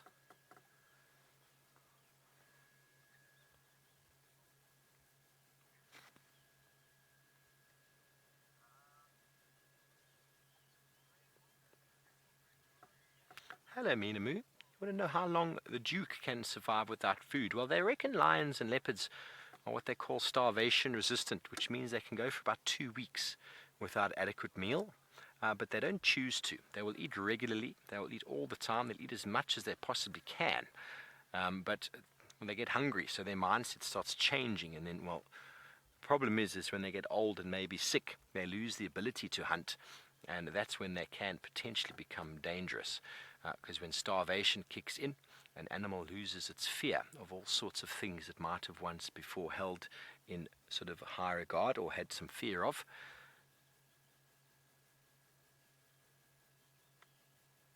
But yeah, about 2 weeks would be about the limit. But they will eat much more regularly. Ravinda, well, we are looking for a leopard, but if you were in India, most certainly you'd probably be seeing a tiger with those stripes there of the nyala. If only the nyalas could fool the leopards into thinking they were tigers and they wouldn't get eaten as regularly as they do. Okay, so I'm just going to get an update from Rexon here to see if he can see anything. The radar is quite busy, so just trying to get a gap. Rexon, Steve?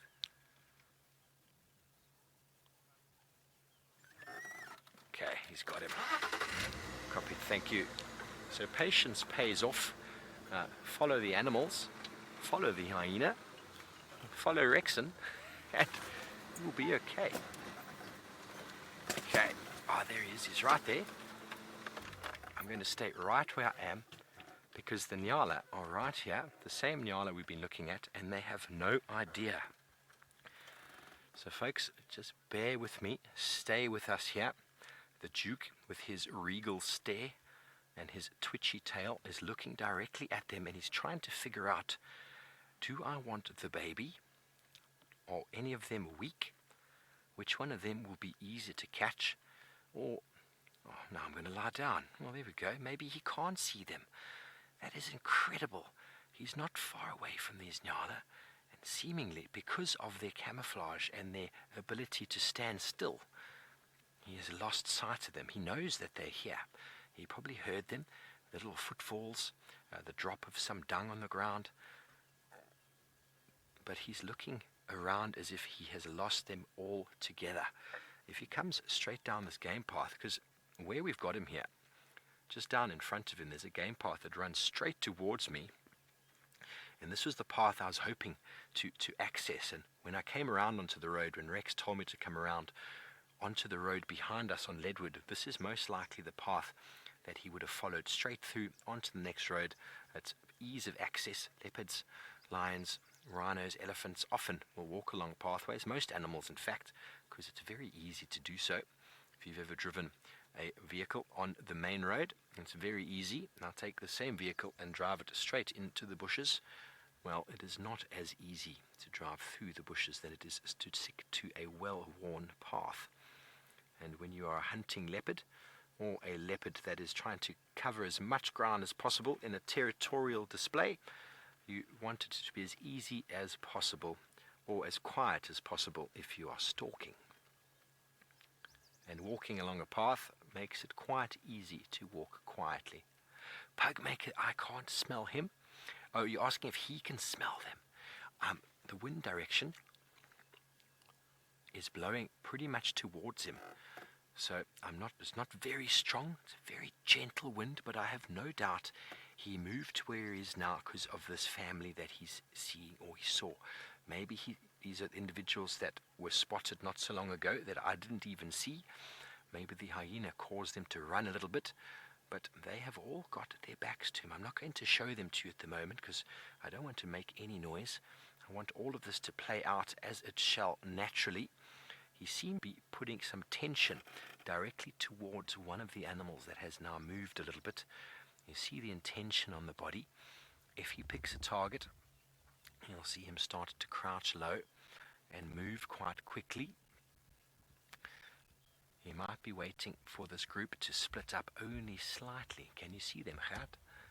A bit tricky, eh? There they are. That's what he's looking through. He's looking through a thicket like that. So that is why it is hard for animals to be seen out here when you are as camouflaged as a nyala. They are there. The Duke knows they're somewhere nearby. Sorry about my head again. But there he is. And nothing like a leopard to, when everything is slowing down, to suddenly close his eyes and have a nap. Like father, like son. Let's see if Sydney has managed to pick up on any tracks of Hosana.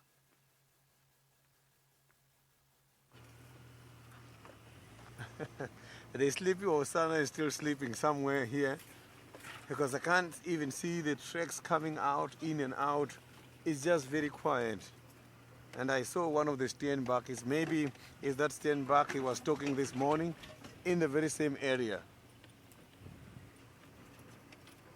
But here where is this is not very far away from the Galago pen. Maybe he's gonna go for a drink by the Galago pen later on.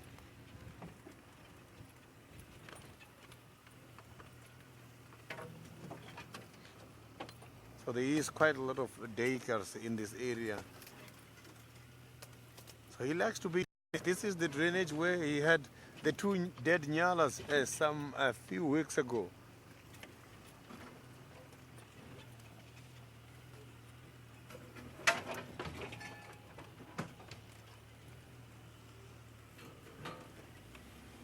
So, but there's not a lot of animals which are occurring here by this drainage. I can see that animals don't really like to come here. But when the food is scarce, you will see animals there because by this old dry riverbed, there's still quite a lot of green grass growing on the sides.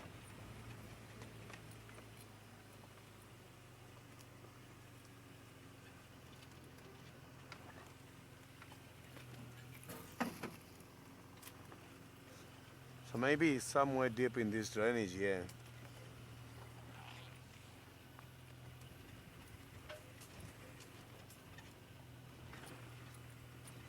I will be very happy to find him in this area.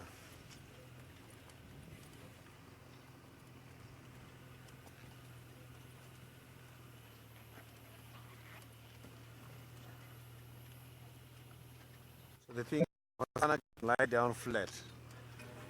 It's going to be very difficult for us if it's not at the open space.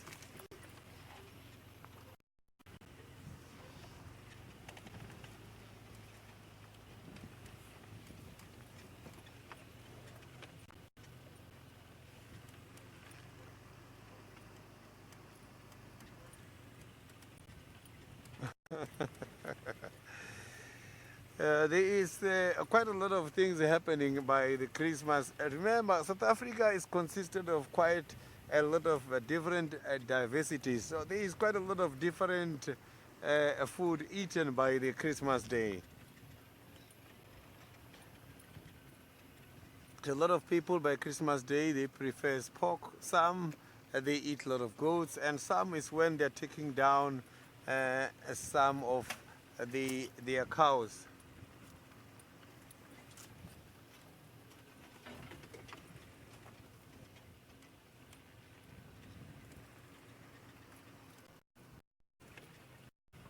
So it's going to be a very big day on Christmas Day. But I will be here, I will be in the bush by the Christmas Day. It is an ornament having a Christmas here in the bush with these wild animals. Peace and quiet.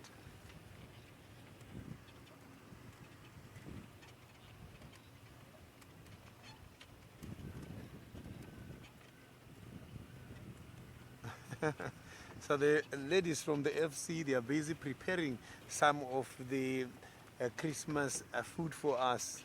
I'm not too sure specifically of what kind, but I have been told that it's going to be one of those best Christmas ever.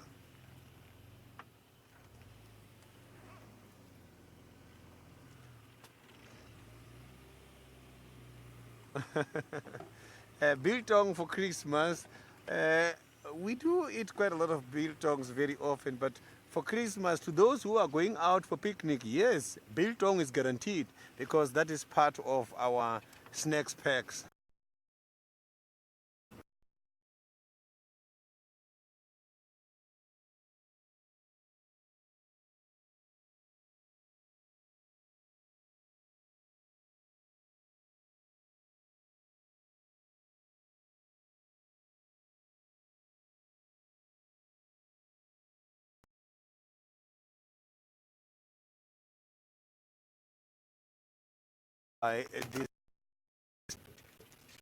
Now I can see that he's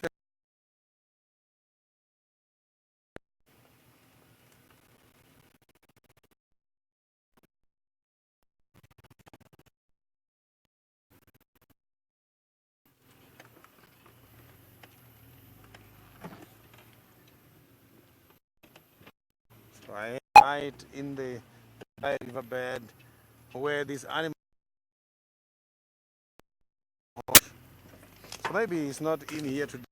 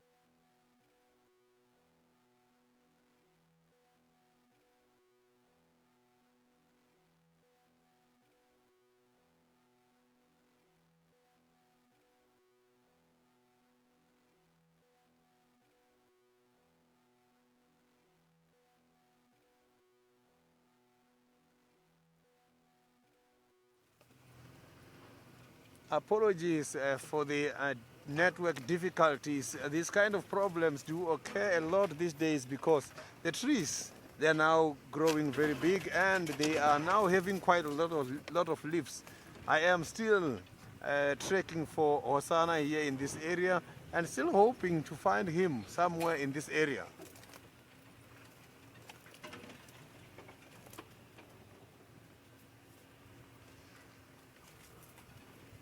This afternoon I am not relying on any of the calls. None of these animals are giving anyone a call here.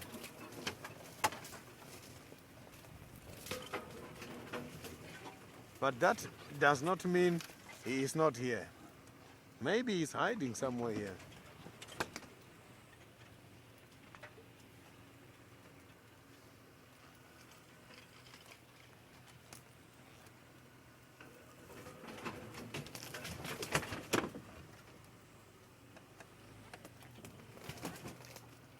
Very difficult this afternoon to get hold of David by the Maasai Mara due to a heavy storm.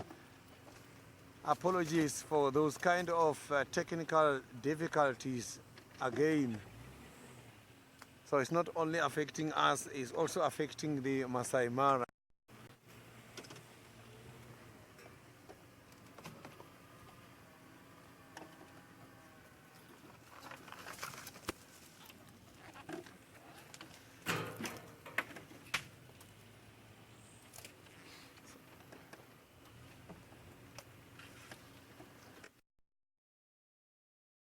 Some of them, they even go and play in the rain like the elephants. You see the elephants playing and they like to swim when it's raining.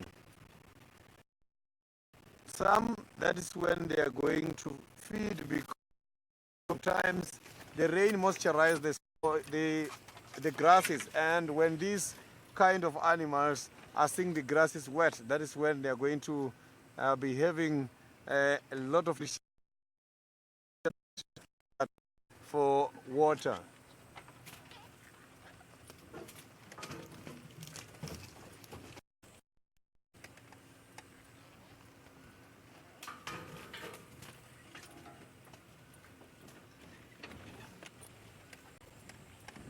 Cross spider, I didn't copy your question very well.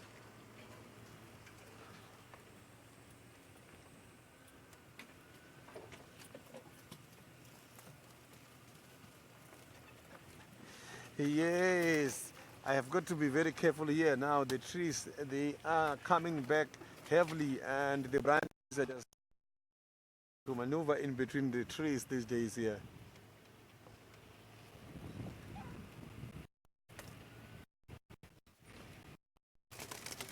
So during the dry season, it was very easy.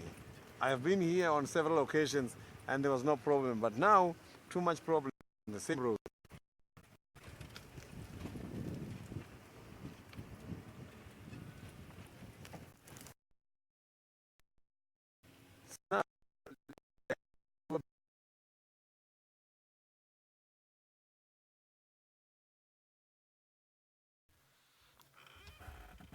Sorry for any tech difficulties, but Tingana has yawned for you all. You're back with us, and we are with the Duke.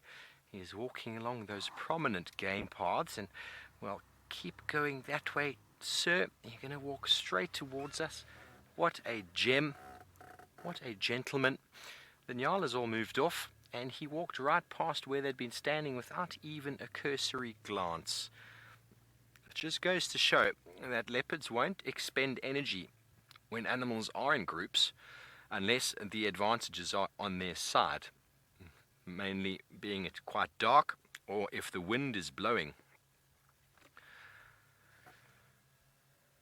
If the wind is blowing, it makes it much easier for them to stalk closer, but he's a very, very well experienced cat, and so he knows that trying to sneak up on a herd is much harder than an individual on its own, and very opportunistic. They will take and fight their battles when they need to, and run when they need to. So co-sider, you say his tongue is hanging out. Well, his bottom jaw, because of that dewlap, is just so heavy and just hanging down low, isn't it?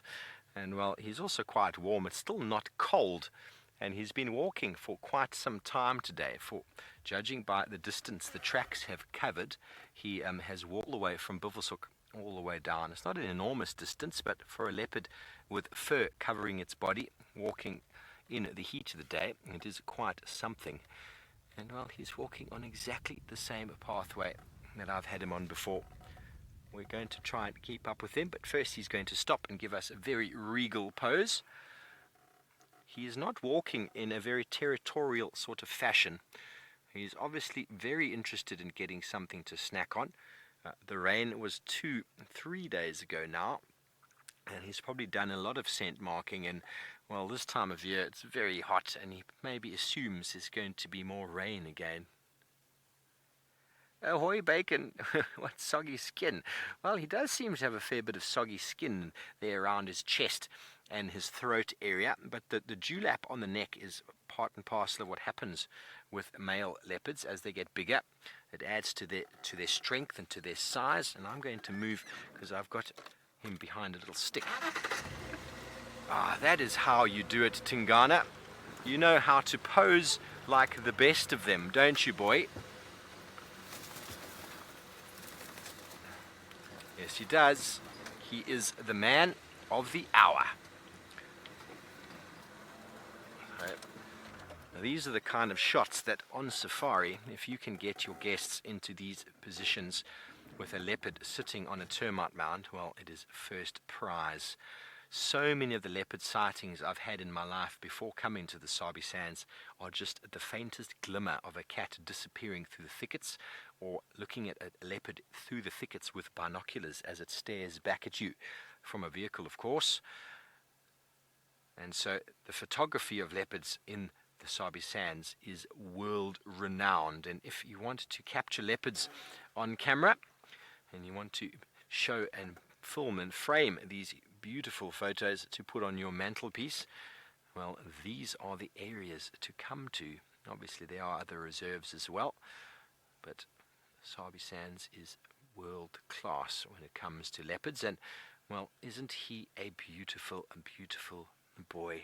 Kimberly, indeed. I think I said that before already. He is very regal, but the skin is loose around sort of the chest area. I'm sure he's lost a little bit of weight in his age. He's still a big leopard, but he definitely isn't as bulky as he once was.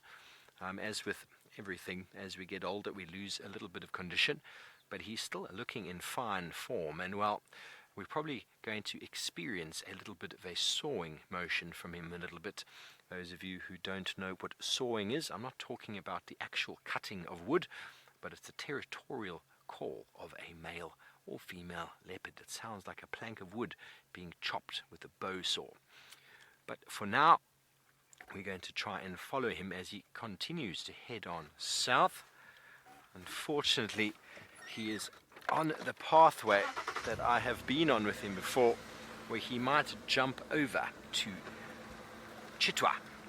I hope not. Maybe he's going to do a bit of a left turn somewhere over here. We will just follow him and see exactly where he goes. He just scent marked this little bush a moment ago, so be prepared for one of the nicest smells. And sorry about the branches there, Gert. One of the nicest smells in the bush is leopard scent marking. I don't smell it. It smells like popcorn. Now he's going to rub his head again in a moment or two against the branch. He's moving, stopping, moving, stopping. He's not on any serious mission at the moment. Listening as he goes. Listening as he goes. The beautiful backside of the leopard. This is what I saw of Hosana the other day on foot, was just his rear end as he moved away from us. Easily to identify a male leopard by the size of that neck. It's not, yes Sam, it's not a bad rear end at all. A leopard, male or female, the females have got very delicate, what's he done? He's stopped like a pointer dog, a bloodhound.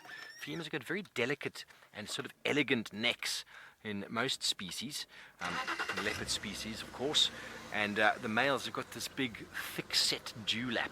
Obviously when they're younger they don't have it, but they're still a lot more thick set than the females.